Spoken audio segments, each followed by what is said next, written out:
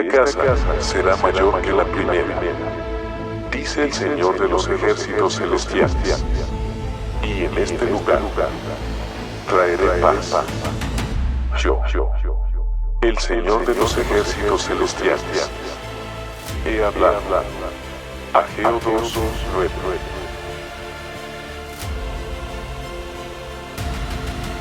Año 2025.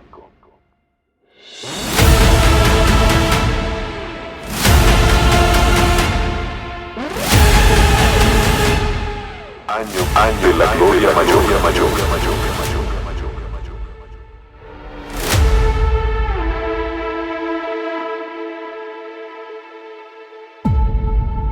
Y lo que Dios ha traído a mi corazón por medio de su palabra, lo he titulado así: Gloria Mayor.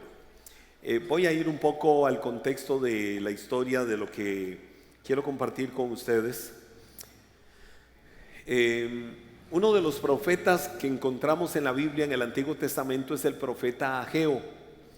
Y el libro del profeta Ageo es el que nos habla de cómo la gloria postrera va a ser mayor que la gloria primera. ¿Y por qué sucedió esto? ¿Por qué se dio esta palabra? ¿Por qué Dios la habló a su pueblo? Hay todo un proceso, hay toda una enseñanza, hay toda una escuela de aprendizaje para nosotros, de lo que la palabra quiere hablar, de lo que la palabra dice a nuestras vidas, y es lo que quiero que recibas en esta mañana de parte de Dios. El legado del profeta Ageo a nosotros nos deja una profunda enseñanza muy fuerte sobre cuáles deben de ser en nuestra vida las prioridades. Esa es básicamente la gran enseñanza que yo puedo sacar del profeta Ageo. ¿Cuáles deben de ser en nuestras vidas las prioridades? Israel, como nación, estaba saliendo de 70 años de cautiverio en Babilonia. El rey Salomón había erigido el templo portentoso, hermoso, algo extraordinario. El sueño que había empezado su papá David, que David no lo vio hecho porque David murió, pero su hijo Salomón, heredero del trono de la monarquía de Israel, fue el que levantó, el rey Salomón levantó el templo.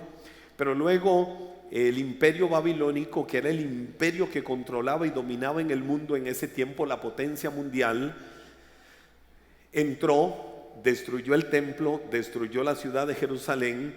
Se llevaron cautivos, es decir, como esclavos, a miles del pueblo de Israel a la tierra de Babilonia. Babilonia era lo que hoy es la ciudad de Bagdad en Irak, donde estuvo todo el palacio, donde estuvo todo lo de el rey Nabucodonosor, el rey de Babilonia. Fue donde en nuestros tiempos contemporáneos estuvo también ubicado el dictador Saddam Hussein, que murió muchos años atrás. Y Saddam Hussein quiso ser el Nabucodonosor de nuestro tiempo.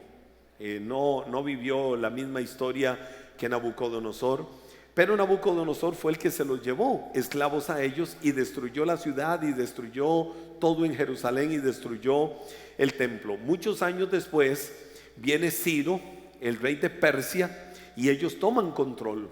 Se convirtieron en la gran potencia del mundo. Persia, lo que hoy es Irán, Irak, Babilonia, Irán, toda la zona de Mesopotamia, vino a ser la gran potencia. Y entonces ellos doblegaron, derrocaron al imperio babilónico y tomaron control. Pero bajo el gobierno de Ciro, el rey de Persia, se da el permiso para que los judíos que vivían cautivos regresaran a su tierra. 70 años después, ya muchos habían muerto, muchos habían llegado ahí siendo niños, ya estaba otra generación, pero ellos seguían manteniendo sus principios.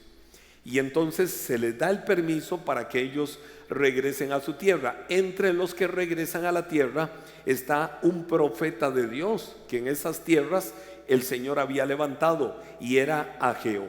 Ahora, cuando ellos llegaron a Jerusalén, esta historia la conocemos mucho, principalmente por el libro de Nehemías. Cuando ellos llegan a Jerusalén, encuentran la ciudad desprotegida, encuentran los muros de la ciudad totalmente caídos y el templo totalmente derribado. Todo en Jerusalén era ruina. Pero desde ese momento, cuando ellos llegaron, todos los miles que llegaron a la ciudad, y la encontraron así, tuvieron un vivo celo, un anhelo muy fuerte en su corazón por reedificar, por reconstruir la ciudad de Jerusalén.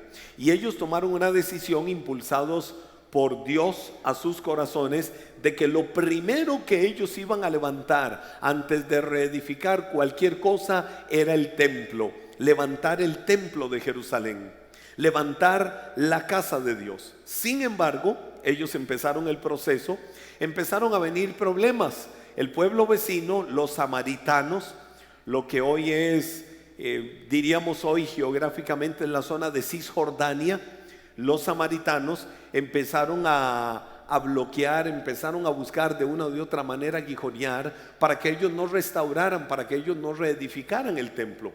Empezaron a venir toda esta serie de problemas, se oponían, y entre otras cosas, en menos de 2 años el pueblo se desanimó. Quiero que digas conmigo, se desanimó.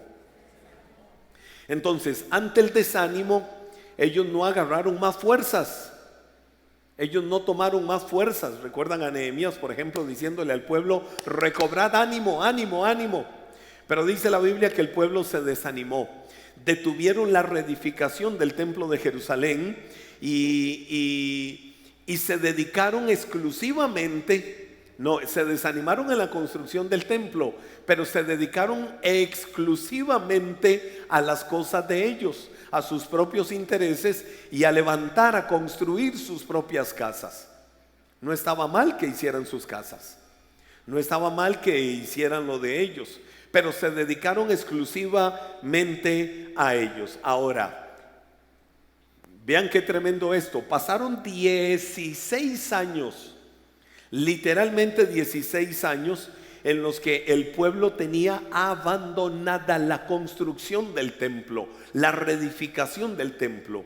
A la vuelta de 16 años, entonces, el profeta Ageo recibe una palabra de Dios. Y entonces, en esa palabra que Dios le da al profeta Ageo, Ageo es conocida la profecía o las profecías del profeta Ageo en un periodo de 3 meses, agosto, septiembre y octubre. Y vemos cosas que se cumplieron específicamente en el mes de diciembre. En cuanto a la secuencia, por lo menos en nuestro calendario, era el 6º mes para el pueblo judío. Agosto para nosotros es el 8º mes, y viene el 7º mes y viene el 8º mes dentro del calendario judío. Y entonces ahí Ageo dio en cada uno de esos periodos, en cada uno de esos meses, da una palabra de parte de Dios al pueblo de Israel. Ahora, lo tremendo es que la palabra que Ageo, el profeta Ageo, la palabra que les da, se la da en tiempos donde la vida era literalmente muy dura. 16 años después de que ellos habían abandonado la reedificación del templo de Jerusalén, la vida se les había hecho un caos en la tierra donde estaban habitando. La condición de vida era muy difícil, muy dura. No estaban consiguiendo comida.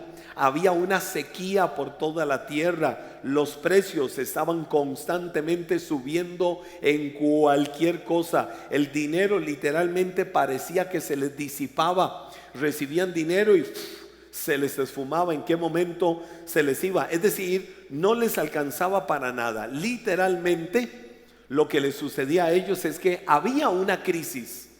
Pero aquí viene el asunto en cuestión. ¿Por qué la crisis? Y basado en eso te doy 4 verdades hoy.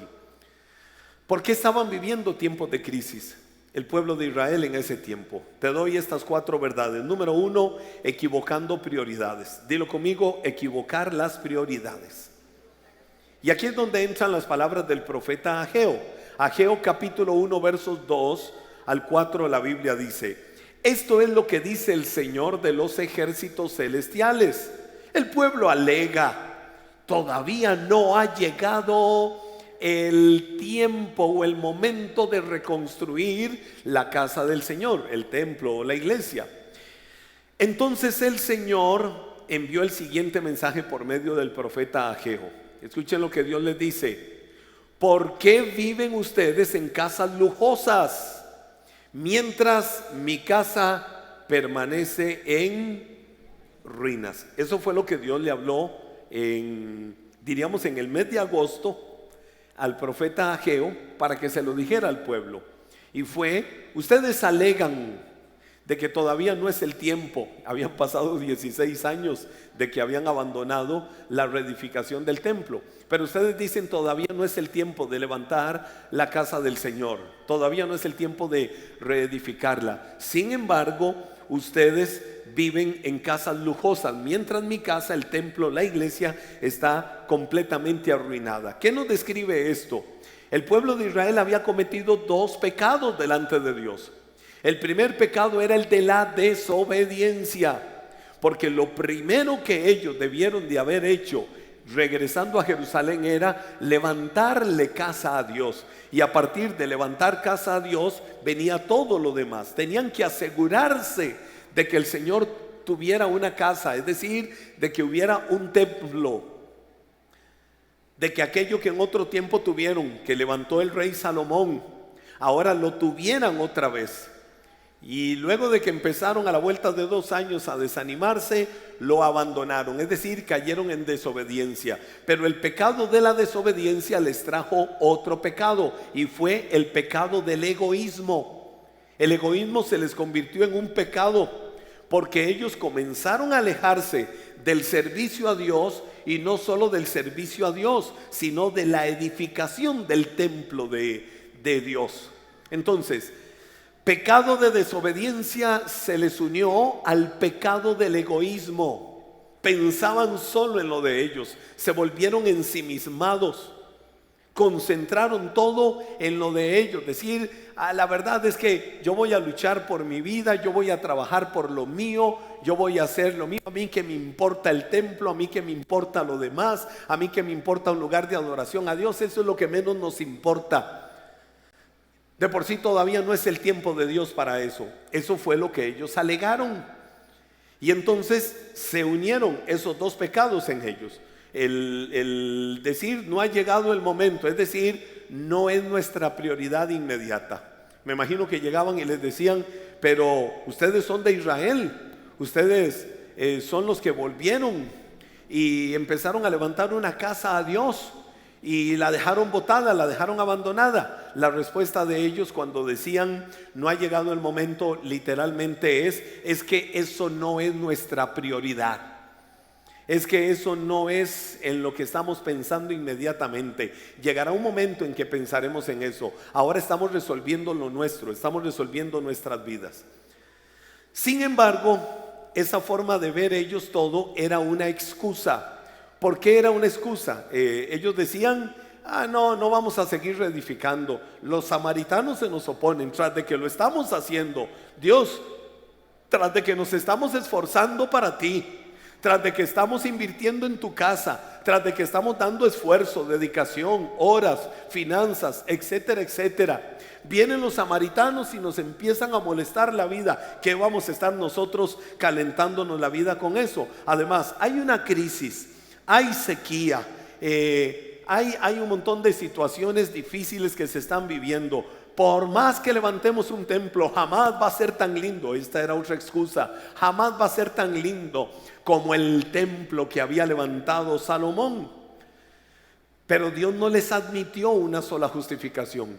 El Señor no les permitió, por más excusas que pusieran, de que no tenían tiempo, de que no, ya la vida de ellos estaba tan agitada que con costos pensaban en ir alguna vez al templo, que si llegaban al templo y veían las situaciones, ¿qué nos importa? Dios no les permitió una sola justificación. No les permitió una sola justificación. ¿Por qué? El libro del profeta Isaías, en el capítulo 29 y en el verso 13, la palabra nos dice: así que el Señor dice, este pueblo dice que me pertenece, me honra, ¿con qué cosa? Con sus labios, pero su corazón, ¿a dónde está? Lejos de mí. La adoración que me dirige no es más que religión, no es más que reglas humanas aprendidas de memoria.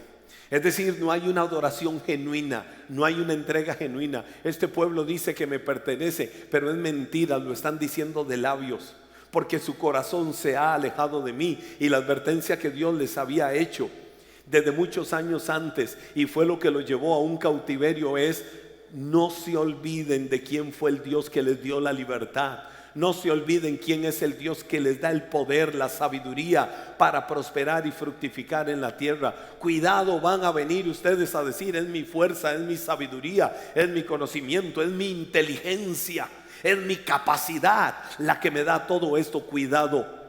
Y se van a olvidar del Señor su Dios, quien es el que les da la bendición, quien es el que les da la vida y quien es el que les da el poder para crear. Otra vez el pueblo estaba cayendo en una actitud como esta, porque honraban a Dios de labios, pero su corazón realmente estaba lejos de Dios. Estaban adorando a Dios, pero era pura estructura religiosa. Ellos no estaban viviendo lo que luego Jesús dijo: llegará el tiempo, llegará la hora, como los de Iglesia Maná, adoradores en espíritu y en verdad. Gente que vendrán a adorarme y lo harán en espíritu y en verdad. Lo harán en otra dimensión, lo harán en otro nivel, lo harán en otra forma, lo harán en otro estilo. Y por eso yo mismo he creído y he orado y le he dicho al Señor: quiero el año 2025, el año de la gloria mayor, como un año donde nunca antes, como nunca antes te adoremos.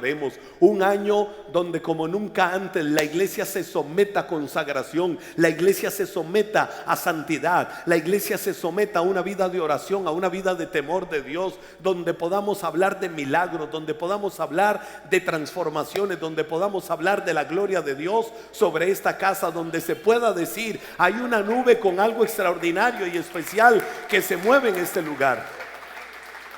Hace unos días yo le dije al Señor: Dios, te pido algo. Le dije: Señor, yo quiero que la luz del sol brille sobre Iglesia Maná más que sobre cualquier otro lugar en Cartago. ¿A qué me refiero? Al sol de justicia. No hablo al sol natural. Y le voy a decir qué me inspiró. En el año 2006, teniendo una conversación matutina con una persona, estaba en el norte de Israel, ahí cerca de la frontera del Líbano. Estaba sentado con 2, 3 personas y estábamos hablando con una de las guías de Israel, y ella, dentro de la conversación, me dice: pastor, me gusta esto que usted dice, le voy a contar algo por el tema en el que estábamos. Año 2006 fue. Y me dice: pastor, ¿sabe que hay estudios fotolíticos? Y empezó a mostrarme ahí algunas cosas. Hay estudios fotolíticos que demuestran, científicamente demostrado, que el sol a mediodía brilla sobre la ciudad de Jerusalén más que sobre cualquier otra parte en el mundo. Y le digo: wow, ¿cómo es eso? No sé. Me dice: la ciencia lo ha demostrado por estudios fotolíticos, ha comprobado que sí, que extrañamente el sol brilla sobre la ciudad de Jerusalén más que sobre cualquier otra parte en el mundo. Le digo: pero ¿qué aducen? ¿Qué dicen? Nada. No saben cómo explicar eso. Solo saben demostrar científicamente que así es, pero no lo pueden demostrar como decir: brilla por esto y esto y esto y esto y esto. No han logrado encontrar una causa, solo saben que así es. Pues yo he orado y le he dicho: Dios, yo quiero que tú, el sol de justicia, brilles en este año 2025 sobre Iglesia Maná, una nube de bendición, una nube de tu gloria, los rayos del sol de justicia brillando sobre esta iglesia como en ninguna otra parte en Cartago. Y que la gente diga, casi como emanados por el calor, el fuego de lo que sucede acá en este lugar, en esta iglesia, la gente venga y diga: yo quiero de lo que ustedes tienen. Esa es mi oración delante de Dios. Esa es mi oración por cada uno de ustedes, en el nombre de Jesús. Ahora, volviendo al punto, entonces lo que el pueblo de Israel tenía delante de Dios eran excusas, porque sí tuvieron tiempo para satisfacer lo de ellos, nada más. Lo de no reedificarle una casa a Dios, lo de no terminar el templo, era una excusa, porque sí tenían mucho tiempo para las cosas de ellos. Y fue donde el Señor les dio la palabra por medio de Ageo y les dijo: ustedes viven en casas lujosas. Y Dios estaba molesto por eso. Ahora voy a decir algo aclarando. La molestia de Dios no era porque tuvieran casas lujosas. La molestia de Dios no era porque las casas fueran bonitas y arregladas. Más bien yo creo en mi corazón, yo creo que el propósito de Dios es chinear a sus hijos y que tengas una casa cada día más linda y que tengas un lugar de bendición y que digas mi casa cada día está mejor y que digas Dios nos dio algo mejor y que digas vamos avanzando. Yo creo que es la buena voluntad de Dios, porque Dios quiere bendecir a sus hijos. Y días atrás dije algo, dije estas palabras días atrás: cuando algo viene a tu vida por bendición de Dios, no lo escondas. No escondas lo que viene por bendición de Dios a tu vida, porque la bendición de Dios es la que prospera. La bendición de Dios es la que fructifica. Entonces Dios te bendijo con algo, Dios te bendijo de alguna manera. No escondas la bendición de Dios. No digo que andes haciendo alarde de la bendición de Dios. No, no la escondas como diciendo qué vergüenza que vean mi casa más bonita, qué vergüenza que vean el carro, qué vergüenza que vean que tengo hasta un trabajo mejor, qué vergüenza que vean que tengo una empresa mejor. No escondas las bendiciones de Dios. No las escondas, porque la bendición de Dios prospera y fructifica. Esconde y siente vergüenza si lo que obtienes y lo que recibes viene de formas ilícitas, no viene por bendición de Dios, porque la bendición de Dios nunca añade tristeza. Vergüenza lo que le sucedió a Acán, que Acán robó para tener posesiones, Acán robó para tener riqueza, Acán robó por avaricia. ¿Y qué fue lo que hizo Acán? Lo escondió. ¿Por qué lo escondió? Porque sabía que lo que él tenía para prosperar no era correcto. Pero la bendición de Dios sí. La bendición de Dios viene porque a Él le place amar, bendecir, cuidar y estar pendiente de todas las situaciones de sus hijos. Entonces el problema con ellos no era que tuvieran casas lujosas o no era que tuvieran casas bonitas y arregladas. El problema que había molestado a Dios era que ellos estaban tan dedicados y tan concentrados en afanarse exclusivamente por lo de ellos, que habían abandonado el templo de Dios, que habían abandonado la casa de Dios. Y esa fue la molestia de Dios. Número 2, viene un llamado al cambio. ¿Cuál es el llamado al cambio que Dios les hace? Ageo capítulo 1, viene otra palabra de Dios por medio de Ageo, un mes después, ya en el mes de septiembre. Y les dice en el verso 5, esto es lo que dice el Señor de los ejércitos celestiales: miren lo que les está pasando. Otra traducción dice: mediten en los caminos de ustedes. Vean cuáles son sus caminos, mediten en ellos. Pero me gusta como dice la Nueva Traducción Viviente: miren lo que les está pasando. Han sembrado mucho, pero cosechado poco. Comen, pero no quedan satisfechos. Algunos dicen es verdad. Beben, pero aún tienen sed. Se abrigan, pero todavía tienen frío. Sus salarios desaparecen como si los echaran en bolsillos llenos de agujeros. Esto es lo que dice el Señor de los ejércitos celestiales: miren lo que les está pasando. Vayan ahora, aquí viene la solución.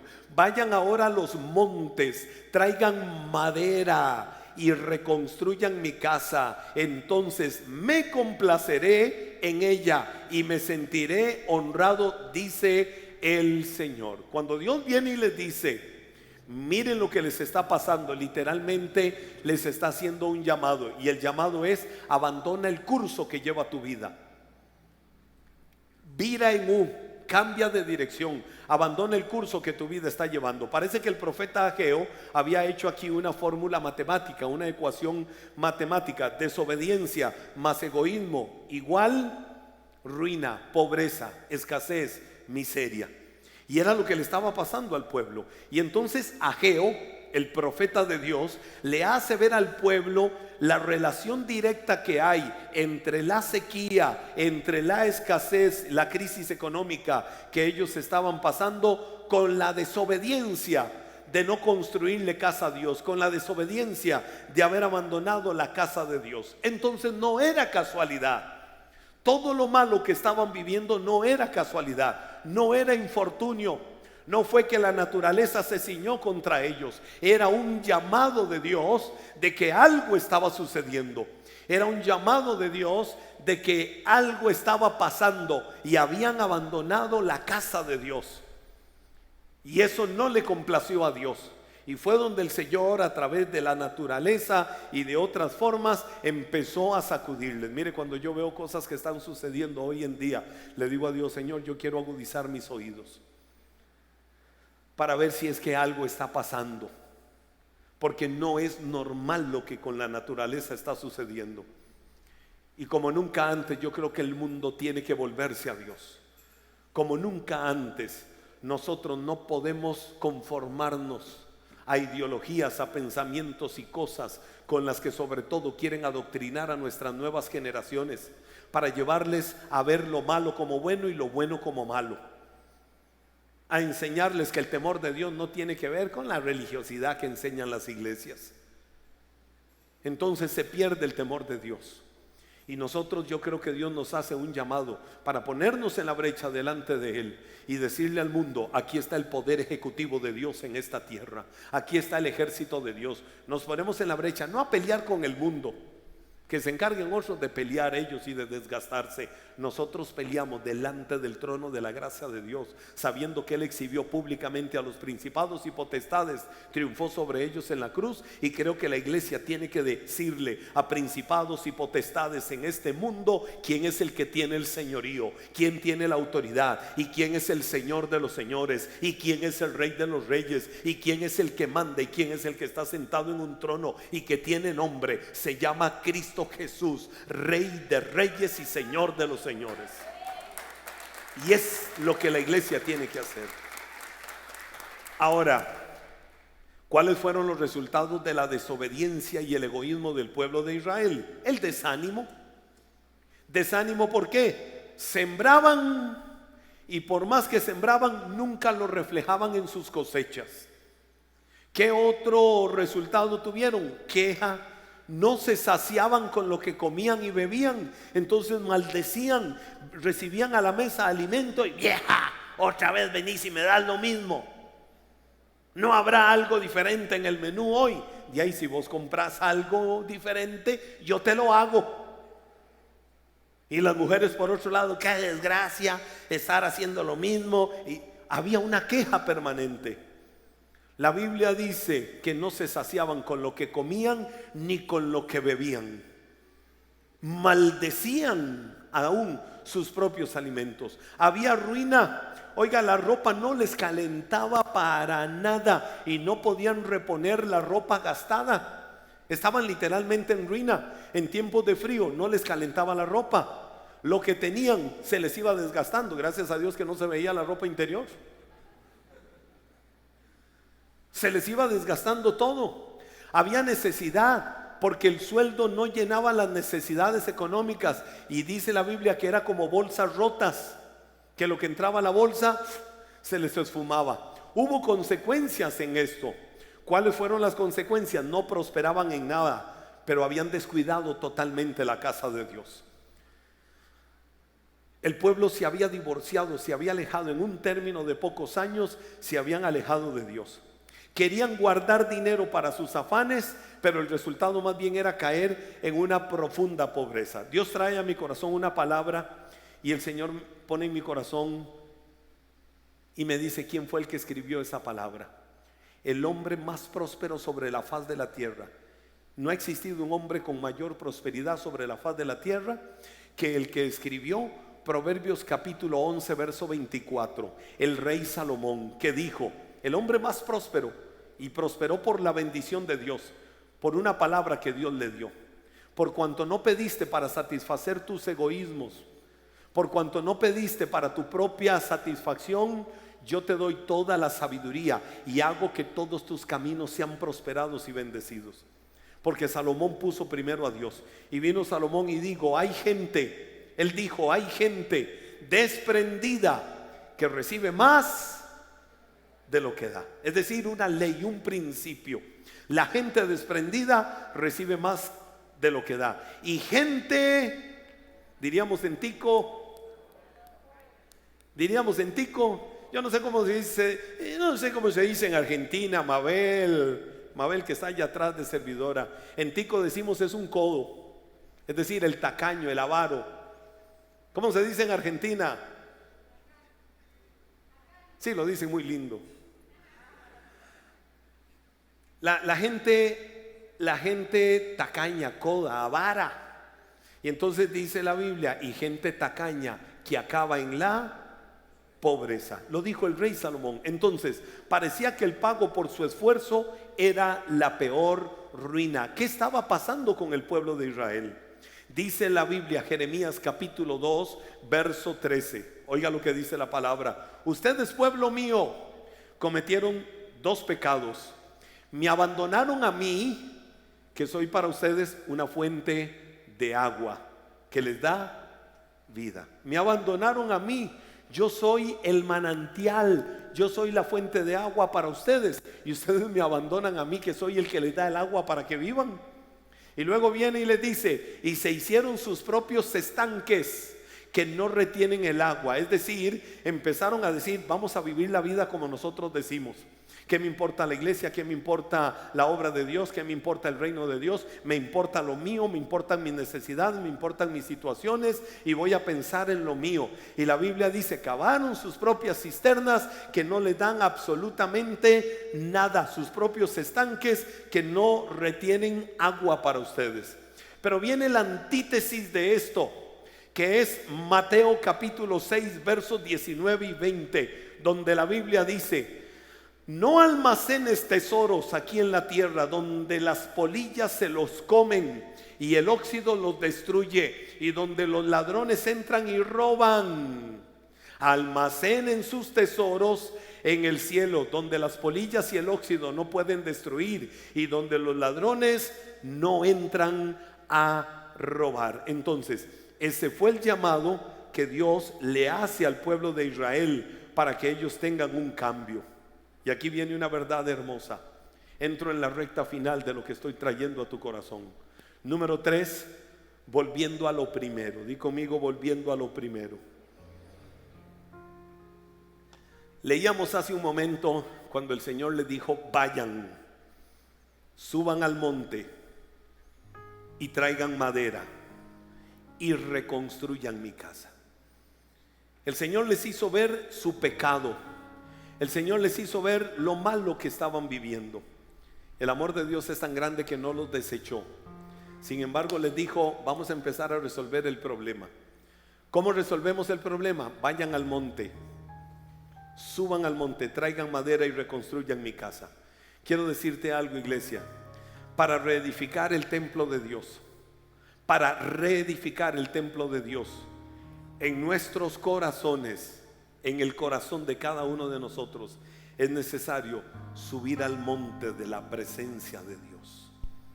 Y subiendo al monte de la presencia de Dios, vamos a traer la mejor madera. Y vamos a traer la mejor madera de su mano. Todos aquí, ¿verdad? Vamos a traer la mejor madera de la mano de Dios.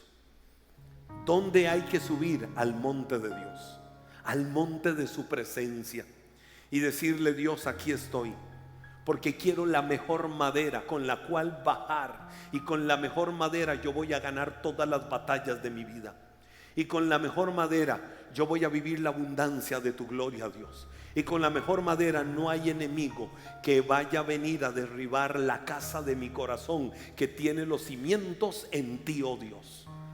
Y eso es lo que tenemos que hacer. Y el Señor le dijo, para que me complazca.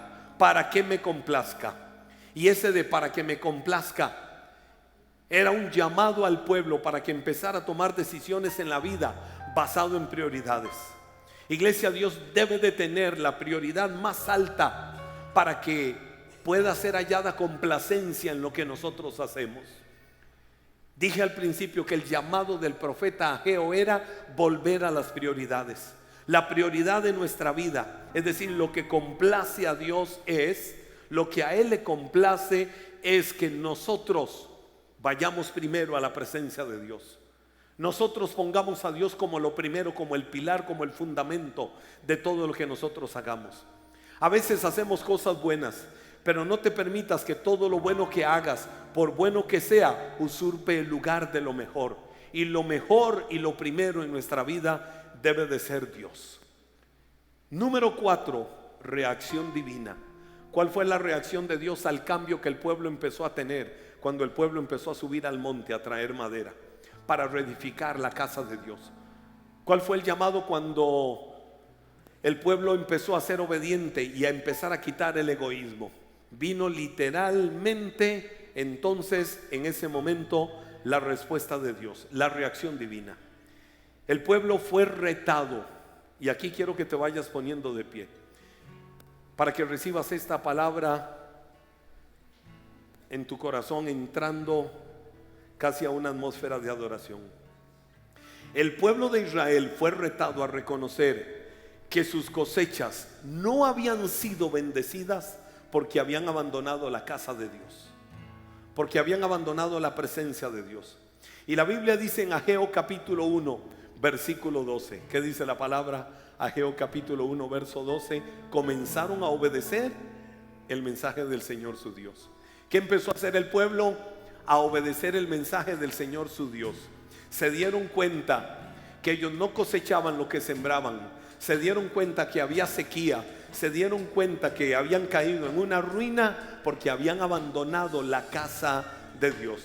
La reacción entonces inmediata del pueblo, ¿sabe cuál fue? Comenzar la reanudación, la construcción del templo. Y en adelante, ¿sabe qué empezó a suceder? La Biblia dice: sus cosechas fueron bendecidas. Luego el pueblo de Israel, ya en el capítulo 2 nos encontramos cómo empezó a ser animado a seguir fielmente construyendo el templo de Dios.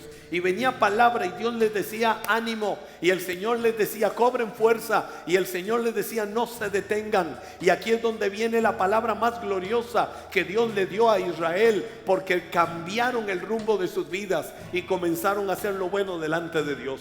Ageo capítulo 2 versos 4 al 9, la palabra dice: Zorobabel, esfuérzate, dice Jehová. Esfuérzate también, Josué, hijo de Josadat, sumo sacerdote, y cobrad ánimo. Es decir, el Señor le habla al gobernador, le habla a la máxima autoridad, que era Zorobabel, y le dice: esfuérzate. El Señor le habla a Josué, que era el sacerdote, y le dice: esfuérzate. Y dice la Biblia que el Señor le habló al pueblo y le dijo: pueblo todo de la tierra, es decir, toda la iglesia del Señor, cobrad ánimo, dice Jehová, trabajad, porque yo estoy con vosotros. Es decir, se revirtió lo malo y el Señor les dijo: cobren ánimo, les traigo una buena noticia, yo estoy con cada uno de ustedes. Es decir, he visto el corazón, he visto el cambio que han tenido, he visto que ahora se han vuelto a reedificar la casa. Hoy nosotros somos la casa de Dios. Hoy el corazón es el templo de Dios, y desde este templo sale todo lo demás, en lo que establecemos a Dios como la prioridad de nuestra vida. Y el Señor le dijo: yo estoy con ustedes, dice Jehová de los ejércitos, según el pacto que hice con vosotros cuando saliste del mundo, cuando saliste de Egipto. Así mi espíritu, así mi espíritu estará en medio de vosotros. No temáis, porque así dice Jehová de los ejércitos: de aquí a poco yo haré temblar los cielos y la tierra, el mar y la tierra seca, y haré temblar a todas las naciones. Wow, aquí viene la promesa más linda para nuestra vida. Y vendrá el deseado de todas las naciones. Es decir, profetizó que vendría el Salvador para nosotros. Y llenaré de gloria esta casa. ¿Qué dijo el Señor? ¿Qué les dijo? Llenaré de gloria esta casa. Wow. No, y sigue diciendo algo poderoso. Mía es la plata y mío es el oro, dice Jehová de los ejércitos. La gloria, la gloria, la gloria postrera de esta casa será mayor que la primera, ha dicho Jehová de los ejércitos. La gloria postrera de esta casa, la gloria postrera, la gloria que viene, la gloria que viene será mayor que la primera, dice el Señor. Y daré paz en este lugar, dice Jehová de los ejércitos.